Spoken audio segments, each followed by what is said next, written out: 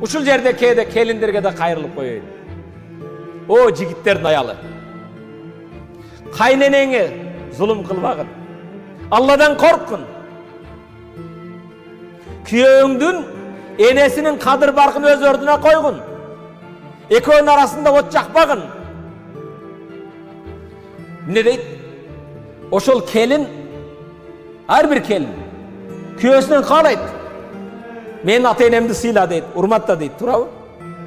А сен эмне үчүн ошо кайната кайненени кызмат кылбайсың? Эмне үчүн алкыш батасын албайсың? Ал сенин келиндерге айтмакчымын. Күйөөңдүн сага эмес, биринчи ал Аллах Тааланын алдында ата-энеге жооп берет. Ата-эненин кадыр баркы, алардын укугу сенден бир канча жогору турат. Эгер ошо кайненең, кайнатаң болбогондо, сенин бул эриң дүнүйөгө келбейт эле. Чыгып алат да. Не сен төрөдүңбү аны? Сен чоңойттуңбу? Сен эмиздиңби? Сен тарбия кылдыңбы? Чыгып алгандай.